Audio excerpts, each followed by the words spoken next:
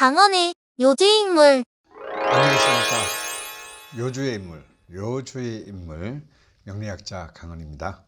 지난주에 이어서 의사 안중근과 그리고 이토 히로부미 두 사람의 참 얽히고 설킨 그 운명을 계속해서 살펴보도록 하겠습니다. 지난 시간 마지막에 바로 그 기사대운, 기윤연, 그리고 갑술월, 기미일이라는 이 기토로 쭉 기운이 안중근에게는 겁제에 해당했고, 그 겁제의 기운으로 그가 뜻하는 바를 이루는데 성공했다는 말로 제가 일부를 마쳤는데요. 바로 그 기토의 기운이 그러면 이토 히로부미에게는 어떻게 작용하였나 라는 것을 한번 살펴보도록 하겠습니다. 이토 히로부미는 지난 시간에 그 제시해 드렸듯이 굉장히 토가 너무 넘쳐나는 사주입니다. 그리고 지지가 축토, 술토, 축토, 미토, 지지 4개가 전부 토로 관통하고 있죠. 근데 이 이토 히로부미에게 토는 관성입니다. 권력이죠. 그러니까 이 명식은 그야말로 권력에 대한 의지로 가득한 명식이다라고 할 수 있는데요. 보통 통상적이면 이 정도로 과다하게 되면 제가 늘 드리는 말씀이지만 동양의 그 세계관에서는 너무 과다한 것은 없는 것과 같다.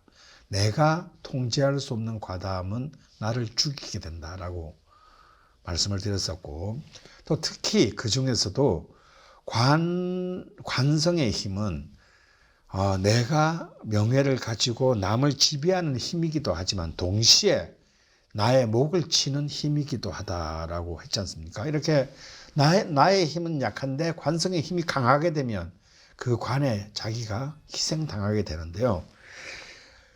이 명식은 정말 연구해 볼 만한 명식인 게 이렇게 8개의 글자 중에서 6개나 되는 글자가 토에 해당하고 또 관에 해당하고 게다가 6개 지지, 4개의 지지 중에 축술미 3형까지를, 이 3형은 글자가 들어 이 형이라는 말은 형을 살다, 뭐 형무소, 뭐 징역형을 받다 할 때 그 형입니다. 가장 강력하게 나의 운명을 지배하는 힘이라고 지배하는 힘이라고 말씀드릴 수 있는 건데요. 이런 축술미 3형까지를 가지고 있는 명식인데 이 명식의 주인인 일간 개수는 결코 약하지 않습니다. 왜냐하면요, 바로 일지가 축토이기 때문입니다. 만약에 이 축토와 미토가 바뀌었으면 이 개수는 정말 허공했던 힘없는 개수로서 이 막강한 관의 힘을 감당해내지 못했을 겁니다. 그런데요, 미토가 아닌 축토가 자신의 뿌리가 됨으로써 축토 안에는 개수가 숨어 있죠.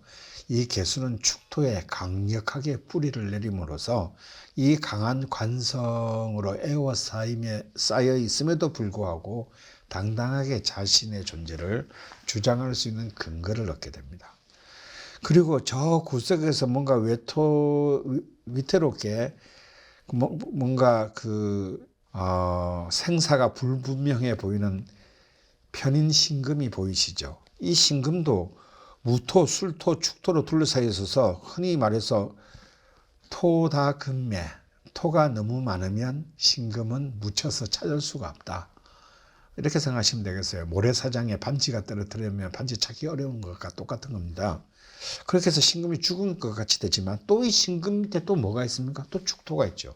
또 이 축토 안에는 또 개수 말고도 신금이 숨어 있기 때문에 이 신금은 아주 건강하게 축토에 뿌리를 내림으로써 이 막강한 무술의 기운에 맞서서 이 신금 역시 생생하게 자신의 기운을 쓸 수 있게 되었다는 점입니다. 이런 것들이 비록 얼핏 보면 이것은 전부 토의 바다같이 보이지만 이 신금이나 개수가 오히려 이 토의 득세한 가운데에서도 자신의 존재를 더욱 빛나게 만드는 힘이 되어준다는 뜻이죠.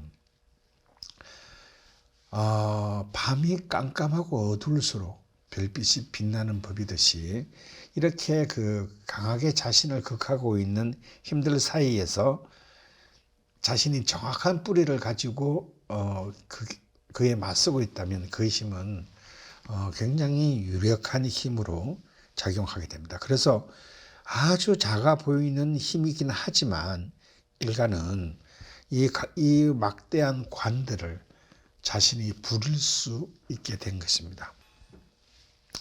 하지만 그의 초년운을 보면 이제 정화와 병화들이 막 오가면서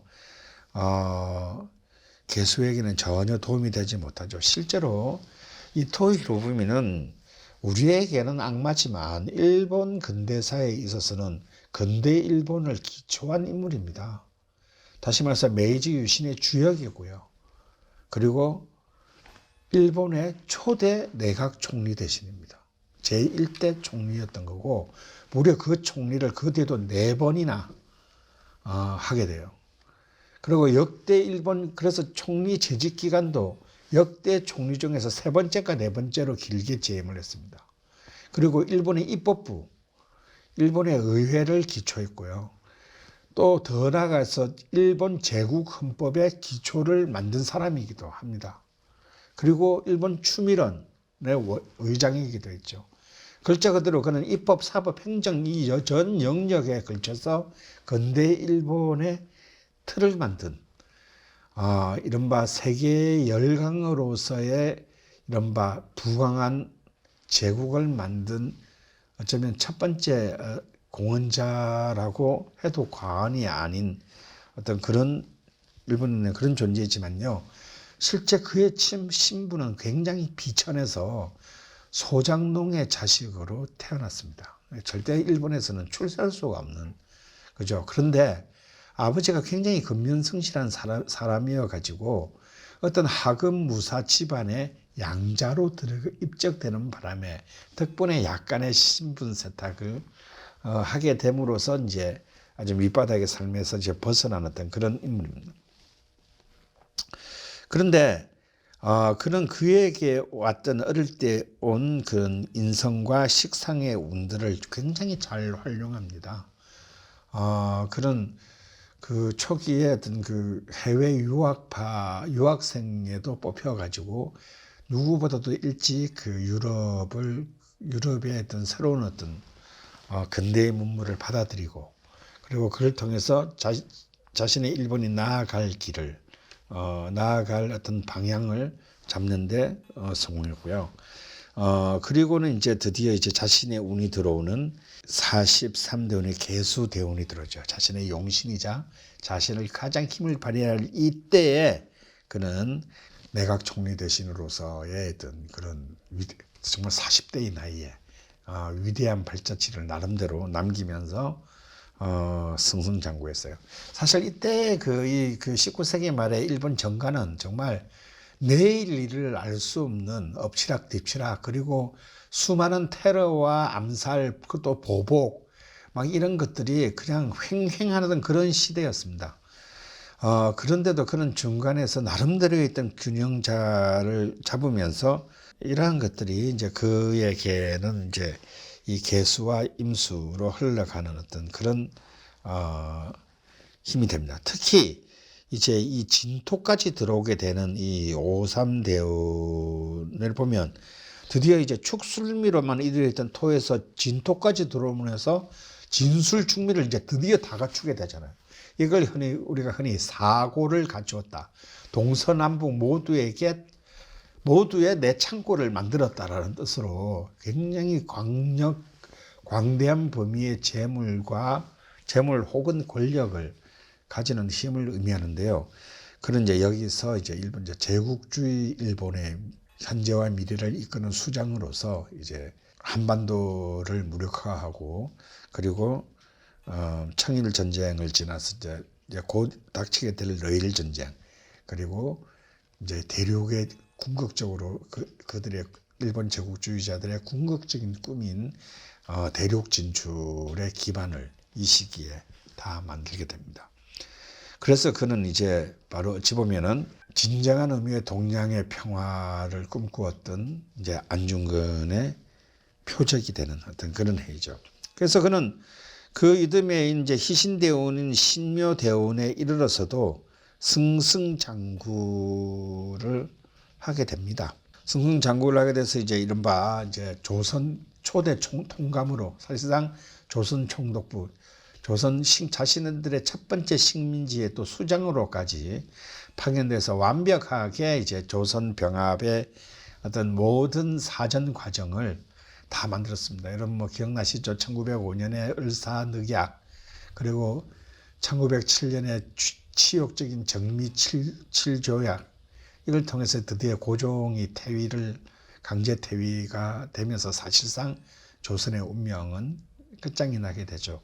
이 모든 것들을 사실상 주도하다시피 하고 이제 그런 점점 시야를 더욱더 넓혀 나가던 그때에 사실 대운상으로는 나쁘지 않았습니다. 그런데 바로 이 기유대운 갑술 이 기토가 이 사람에게 가장 그 나쁜 흉한 기운이라고 할 수 있는 귀신인 기토가 들어옵니다. 이제 기토가 들어오면서 이 개수가 공격을 당하게 되는데요. 묘하게도 사실 이 유금은 자기한테 굉장히 좋은 글자입니다만 대운이 신묘대운이다 보니 이 대운의 지지인 묘목과 세운의 지지인 유금이 충을 하면서 굉장히 불안정성이 가동되게 됩니다. 근데 이때 그가 이제 그 아시아 순방 북부를 이제 북만주를 순방하게 되는 어떤 바로 그때 굉장히 재미있는 일화가 있는데요. 이토 히로부미의 사돈에 해당하는 사람이면서 당시에 일본의 역성, 그러니까 주역의 최고 그 성인이라고 불렸던 다카시마 타에몬이라는 사람이 있었습니다. 그 사람이 이제 주역 전계를 뽑아보고 난 뒤에 그 이토 히로부미한테 이 순방 안 가는 게 좋겠다고, 이제 지금은 조신하게 머무르는 게 좋겠다고 그 고언을 합니다. 그때 이 다카시마가 뽑은 이 그 주역계가 뭐였냐면 중상간이라는 괴였어요. 그리고 이제 이 중상간이 이제 이 산지박으로 가는 이제 이 그 괴를 뽑은 건데, 이거는 이제 이 위태로움으로 글자 그대로 모든 것이 이제 무너지게 되는, 나아가서 인간이라는 생명을 잃게 되는 그런 무시무시한 괴입니다. 근데 이 괴가 중상간인데 나중에 이제 이토 히로부미를 저격한 사람이 안중근이지 않습니까? 이 이름을 듣고 거의 이제 이 일화가 굉장히 오랫동안 사람들의 인구에 회자하게 되는데요. 하지만 이토 히로부미는 그런 어떤 그 우려를 받아들여서 이렇게 자신의 계획을 뭐 정정할 만큼의 어떤 그런 그릇이 작은 사람이 아니었죠. 그런 혹시 자신에게 위해가 닥치더라도 자기가 해야 되는 어떤 그런 과제를 미룰 수 있는 그런 사람은 아니었습니다. 그래서 그런 다카시마의 어떤 그런 고언을 뒤로하고 순방길에 올랐다가 기유년 갑술월 기미일 쭉 이제 그에게 계속 단순히 이 주역계뿐만 아니라 이 명리학적으로도 그의 목숨을 위협하는 토의 기운이 쫙 깔리게 되는 바로 그날에 안중근의 독일제 모젤 권총으로부터 세 발을 맞고 그의 파란만장한 그 권력자로서의 인생을 마감하게 됩니다. 안중근과 이토 히로부미와 안중근, 참 앞으로도 영원히 이 두 사람의 이름은 뗄래야 뗄 수 없는 어떤 그런 그들에게는 악연이었을지 모르나 역사적으로는 앞으로 영원히 같이 갈 두 사람의 명식을 안중근 의사의 순국일에 맞추어서 한번 검토해 보았습니다. 요주의 인물 강헌이었습니다.